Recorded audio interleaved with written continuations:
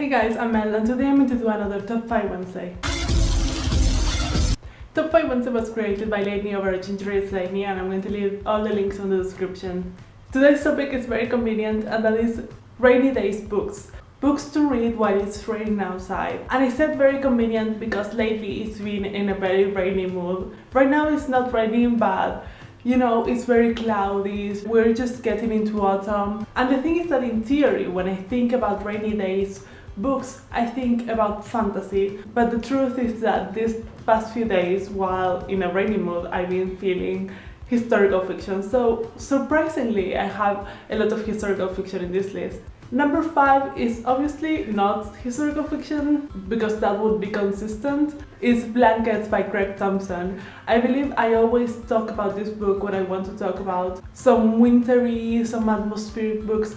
I feel like you should read this graphic novel in just one day and then just lay down and question your entire life. It makes you question everything about family, relationships, religion, yourself, the others, how do you take everything. And it's also a book that I feel like you should read while it's snowing outside, but we never get snow here, so rain is as close as we can get to that. But yeah, it's a book that just takes you away to a very existential place. Number 4 is A Great and Terrible Beauty by Liva Bray, and this is the first book in the Gemma Lloyd trilogy. The thing with this book, apart from Liva Bray's beautiful writing, is that it reads like a gothic book but with a very modern twist. It has some radical ideas, as Liva Bray always brings, but at the same time it takes place in a boarding school in the 19th century where a girl who comes from India finds a book about an order and all these magical things, and she may even have magic herself.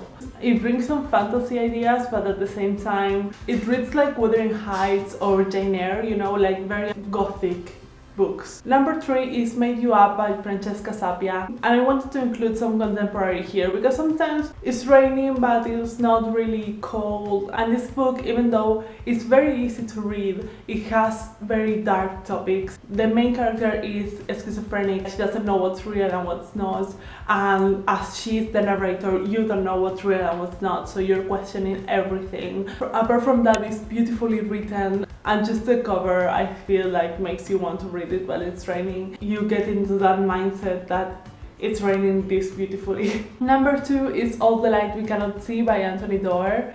This is a historical fiction book from World War II. It's about a German boy and a French girl and their problems. You know, it's very hard to read. It's very dense, you know. Some very horrible things happen here, but at the same time the writing is so beautiful that it just takes you away to that place. It's a book that I feel you have to read. It's so worth it. It's so beautiful. And number 1 is Salt to the Sea by Ruta Sepetys. This book I feel like it's been everywhere, but it's a hidden history book that tells a story about this ship that sank during World War II, taking thousands and thousands of refugees from East Europe. Even though you don't want to, because you know it's a lost cause, you get really close to these characters. It's a very dark book. I feel like when I read it in my head it was almost black and white, or it was in those sepia tones. It was a very atmospheric book, and that is what an atmospheric book looks like in my head. I wish I could show you. It's definitely a book that you want to read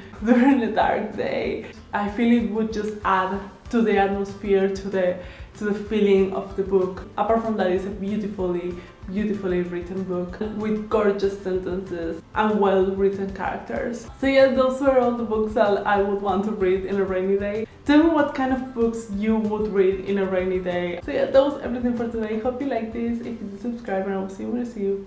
Bye!